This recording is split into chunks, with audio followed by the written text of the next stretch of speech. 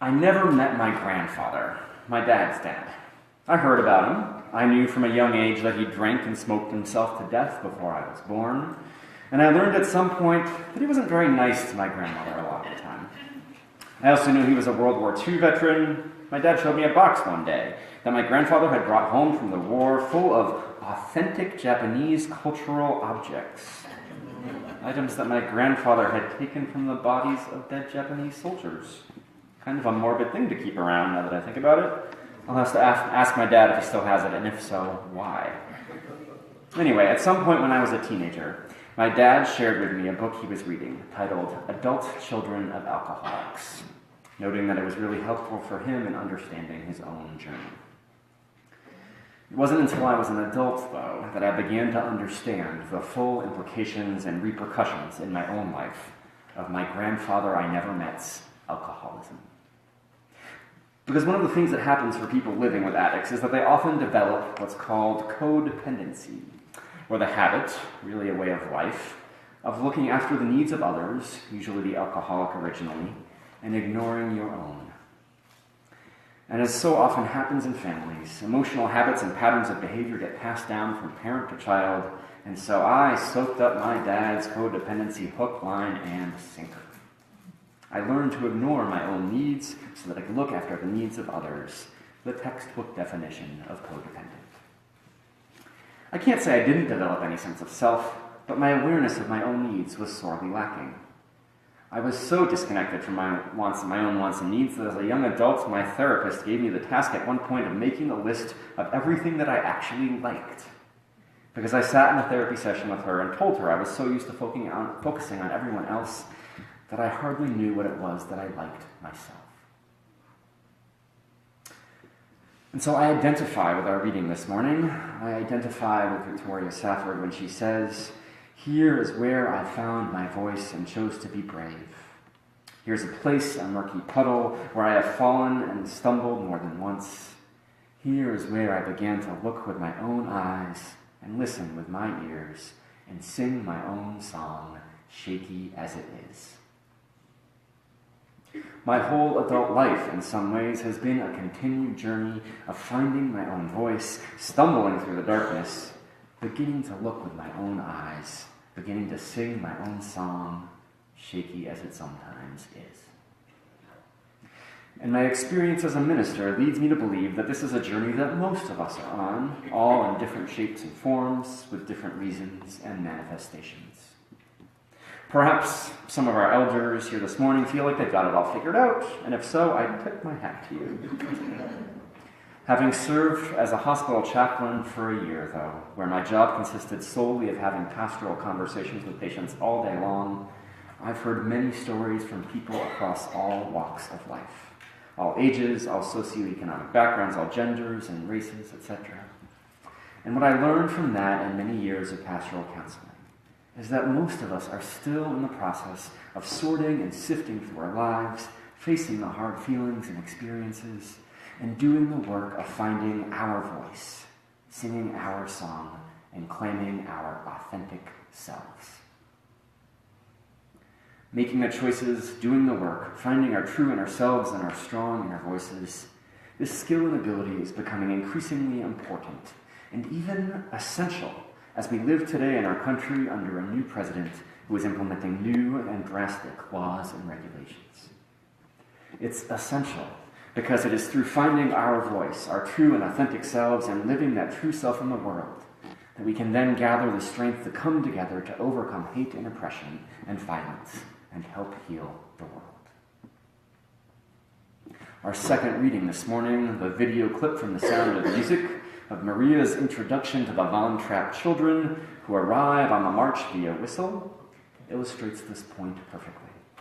It's actually a wonderful example of someone speaking and acting out of a place of deep connection with one's inner voice and true self in the face of a controlling authority figure. The expectations and social roles in that situation were very clear.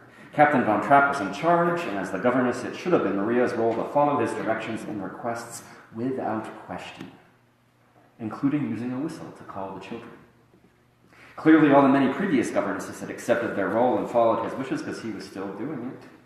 And so Captain Von Trapp exerted his authority and blew right past Maria's initial protest that she could just call the children by their names. It was just too much, though, when he informs her that he'll call her by a whistle signal himself. "Oh, no, sir. I'm sorry, sir. I could never answer to a whistle. Whistles are for dogs and cats and other animals, but not for children, and definitely not for me. It would be too humiliating." Captain Von Trapp's response to Maria is illuminating. He says, "Fraulein, were you this much trouble at the Abbey?" Her response, of course, is, "Oh, much more so, sir," which is funny, and he nods and moves on. But the battle was won. Maria does not use the whistle, despite the clear societal norms and expectations that she follow orders. Instead, her true self, her authentic voice, spoke up, and she transformed the situation.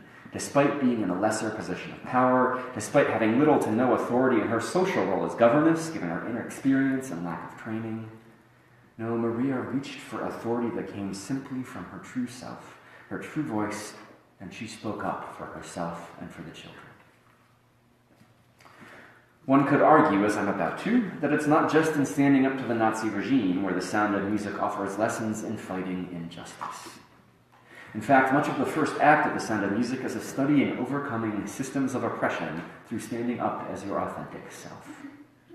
Maria had no training as a governess, and she entered a system with an authoritarian figure at its head, a figure whose followers, the children, did not welcome her and actively tried to sabotage her. Right, there was a frog in the pocket at one point.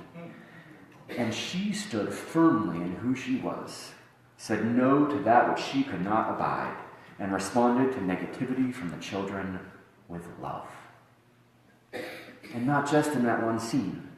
The children, used to baiting and harassing their governesses, try to do the same with Maria, and she responds with love, even if the sobbing at the dinner table with the captain is a little bit over the top. Later in the film, Maria stands up to the captain again. She's trying to talk to him about the children, pushing him to be more present to them, and he tells her, "I don't wish you to discuss my children in this manner." Maria responds, "Well, you've got to hear it from someone. You're never home long enough to notice." He continues, "I said I don't want to hear any more from you about my children." "I know you don't," she says, "but you've got to." And he listens. I could go on, but I think my point is clear. Maria does not let roles and lines of authority stand in the way of what she thinks is right, even if it means being sent back to the Abbey. Now, I do understand, of course, that in a system that size, a rather small one, that it's, of course, possible for just one voice to make a difference. In systems of control, authority, and oppression that are much larger, one voice alone isn't going to cut it. We need to have many strong and authentic voices come together to overcome larger systems of injustice and oppression, and we'll get to that in just a minute. But first, let's be clear. Maria, through her nature, perhaps as the film suggests, or maybe in part through the modeling she received from her family, Maria had found her voice in some measure already. She knew her authentic self, she knew who she was at her core, and she knew already what she would and wouldn't stand for. My 18-year-old self, my meeting the needs of others self, wouldn't have been able to do that. And even for those of us who aren't codependent, it takes a strong, strong grounding in self to stand up against authority and share what you believe to be right. Especially when the stakes are high, especially when your job or your physical safety perhaps even might be compromised, or maybe the physical safety of your family even. It takes courage, and it takes a strong grounding in yourself and your beliefs to stand up for what is right. Let's also be clear that standing in your authentic self and finding and claiming your voice doesn't mean that you never have doubts, fears, or insecurities. As we heard in Margaret's beautiful singing of "I Have Confidence in Me" this morning, Maria, on her way to the Von Trapp home, has lots of doubts and fears and anxieties. She doesn't get stuck in those feelings, though. She has them, she names them, she experiences them, and then she moves on and through them. She finds confidence in the song, she finds confidence within herself. She stays true to her authentic self, and she uses that confidence, that courage, that authentic grounding to transform the family system of the Von Trapp household, despite lacking any credentials as governess. She used her personal power, not role power, but the power of her own truth and her own voice to create change based on her values and beliefs. Because there's power in finding our own voices and singing our own song, and it isn't just something made up for a musical or a movie. We've all heard speakers, or heard songs sung by their composers, or had conversations where we've experienced the power of someone speaking out of their own inner, deep truth. Everyone has this power, and some of those who are most skilled at speaking with a strong voice of their inner truth we recognize as leaders of humanitarian or civil rights movements. Nelson Mandela, Mahatma Gandhi, Malala, Martin Luther King Jr. We could make a long list, right? There is no denying the power as we head into Black History Month in February. There's no denying the power of I have a dream that my 4 little children will one day live in a nation where they will not be judged by the color of their skin, but by the content of their character. That is but one of many examples of inner truth being spoken forth and transforming the world. And so we come back to one voice, many voices. Because even the wisest sages such as Mandela, Gandhi, Malala, and Martin Luther King, even those with the most skilled, powerful voices speaking inner truths, none of them brought change alone. They went on their journeys, some of them publicly. They all had to deal with their own fears, doubts, and anxieties. They weren't born knowing these inner truths and speaking them as powerfully as they did as adults. They had to search and wrestle and find that inner voice. They had to learn to sing their own song, voices and songs that have inspired so many. And then they joined their voices and their songs together with others to create change. And so too do we, as we find and begin to own the sound of our own voice as individuals, so too do we have to work together with others to create the sound of our voice, our collective voice, so that as one we can speak out in ways that demand, no, require that we are listened to. And that voice, our voice, it's not monotone, right? It's not one note, one same note that we're all singing together. It's many notes, many individual truths, many unique songs that have been found, no matter how shaky, that come together to create one song, one shared voice, singing in harmony.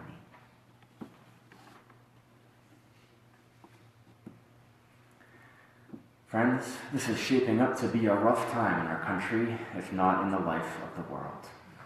President Trump's executive order on immigration this past Friday is still reverberating across the country and the world, affecting the lives, the dreams, and the families of so many. It may be that this is the worst of it, and if so, I will be grateful. We've already seen some successful pushback in the form of protests yesterday and a lawsuit filed by the ACLU, which resulted in a federal judge barring the deportation of immigrants who had already arrived on U.S. soil. That's great. I fear, though, and I sure hope that I'm proven wrong, but I fear that this is just the beginning, and that we are going to be called to lift up our voices in protest and calls for justice over and over and over in the days, months, and years to come. And the more we can find our own truths, our own voices, our own songs, the more effective our collective response will be. As parenting writer L.R. Nost notes, when the world tells you to lower your head and submit in silence to how things are and always will be, lift your voice instead and sing bravely of how things can and should and will be, because that song is why you are here. If we can do this, if we can lift our voices and sing our song from the places of truth deep within, with the addition of a large dose of hard work and organizing, our voices will emerge in harmony as our voice, lifting itself up and requiring that we be heard.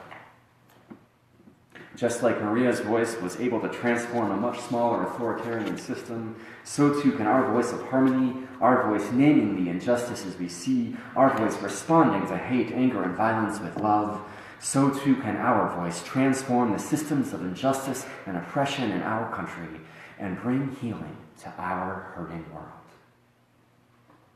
Claiming your voice is claiming your power. Claiming our voice is claiming our power. We can do this. We can absolutely, totally, 100% do this. Let me close by sharing with you a poem titled Telling by Laura Hershey. She writes, "What you risk telling your story, you will bore them. Your voice will break, your ink spill and stain your coat. No one will understand, their eyes become fences. You will park yourself forever on the outside, your differentness once and for all revealed, dangerous. The names you give to yourself will become epithets. Your happiness will be called bravery, denial. Your sadness will justify their pity, your fear will magnify their fears. Everything you say will prove something about their God or their economic system. Your feelings, that change day to day, kaleidoscopic, will freeze in place, brand you forever, justify anything they decide to do with you. Those with power can afford to tell their story or not. Those without power risk everything to tell their story and must. Someone somewhere will hear your story and decide to fight, to live and refuse compromise. Someone else will tell her own story, risking everything."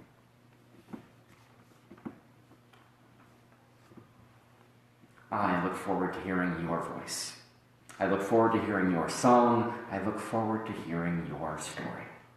And I look forward to hearing our voice emerge, to hear our song be sung, to hear our stories told over and over until they lift up and overwhelm the hate and discrimination and injustice that is rearing its ugly head and transform it and our country into a better place.